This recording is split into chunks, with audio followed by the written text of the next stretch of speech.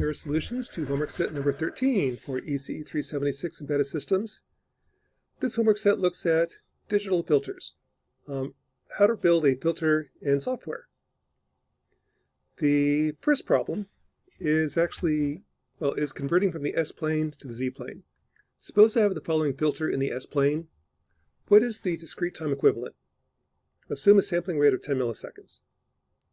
Well, the approach I like is use the mapping. Z is e to the st. So I've got a 0 and 2 poles in the S-plane. I've got a 0 and 2 poles in the Z-plane. The 0, in the S-plane, here's the zeros and the poles. They map to the Z-plane as e to the st. So this 0 goes to 0.9900 in the Z-plane. Pole at minus 3 becomes 0.97 in the Z-plane. Pole at minus 4 becomes 0.96 in the Z-plane. So I've got 1, 0, 2 poles in the S-plane. I've got 1, 0, 2 poles in the Z-plane, and that's how they map. To find K is pick your favorite frequency and match the gain.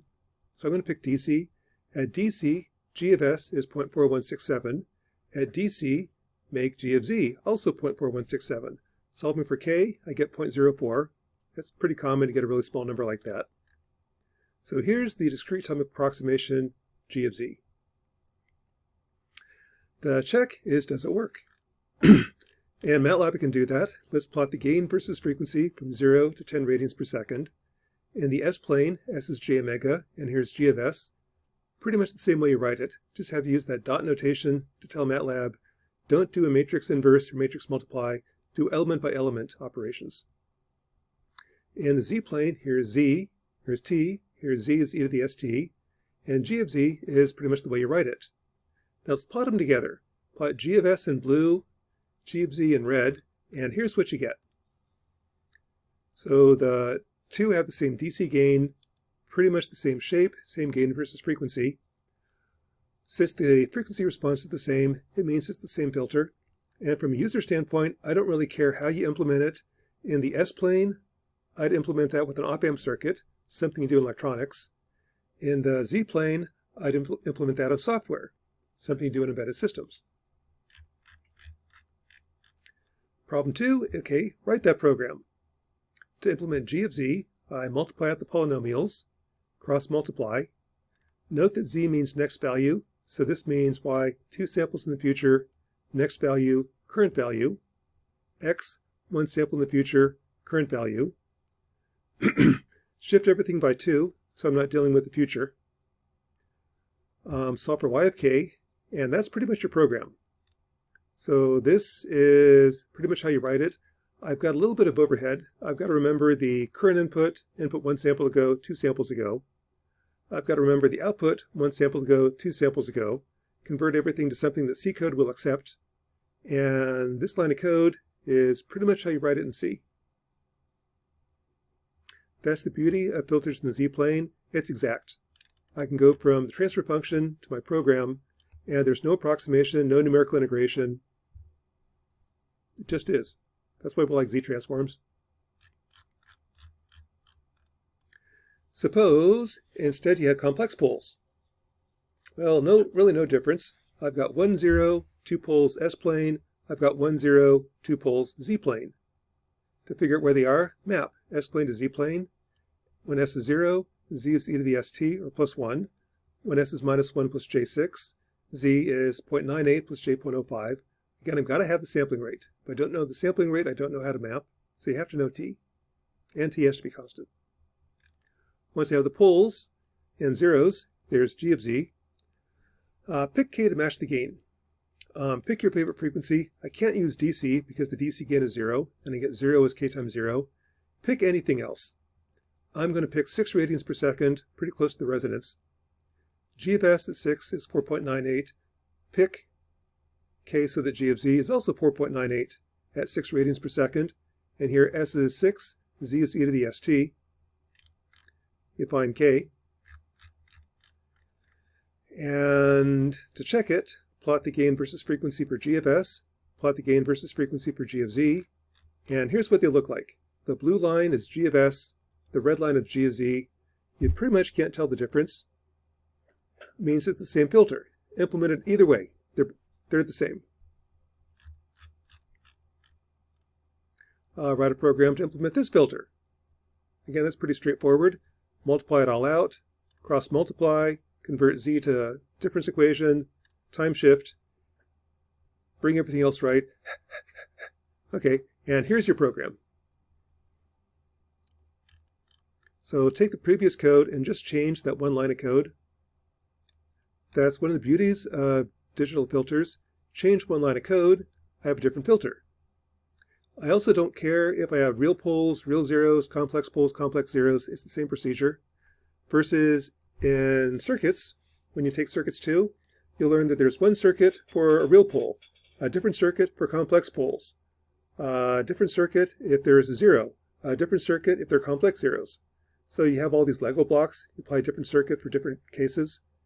With digital filters, it's one design does everything. The last one is come up with an FIR filter. Now, I think this is kind of neat. The idea behind the FIR filter is time and frequency are related. If I know the time response, I know the frequency response. If I know the frequency response, I know the time response. So with an FIR filter, I take my filter.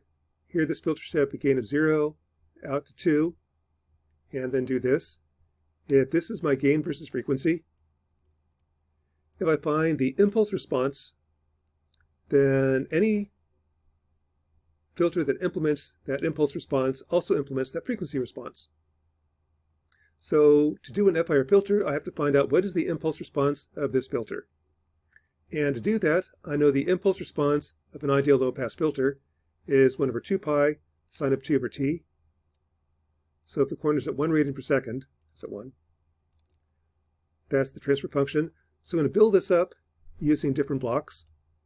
So let's do that as I'll have a gain of 0.5 out to 6 radians per second.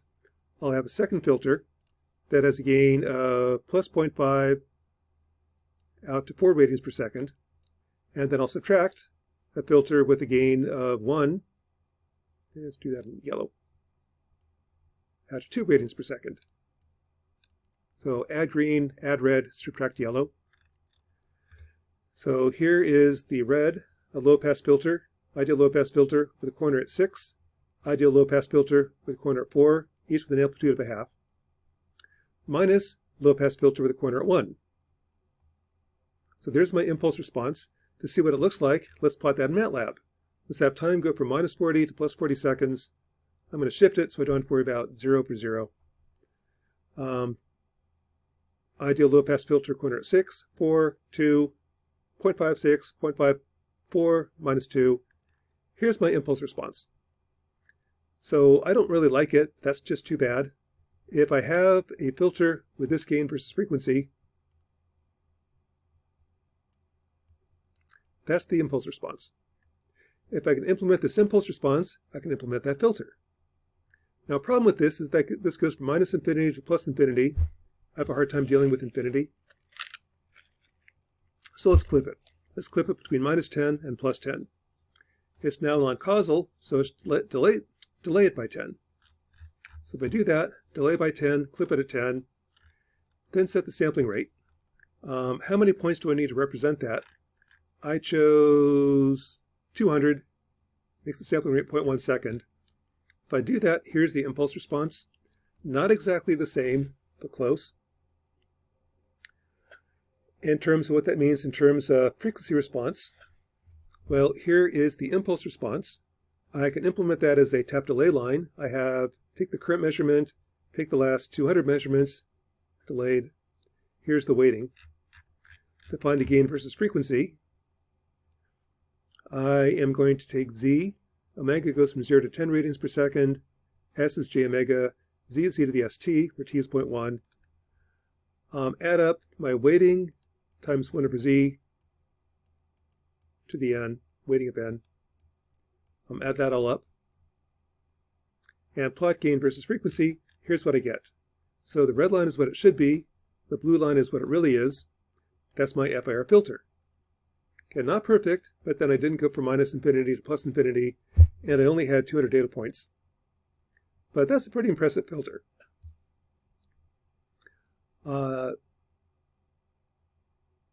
Anyway, that's one type of filter. Anyway, that is homework set number 13 for ECE 376, filters in the z-plane.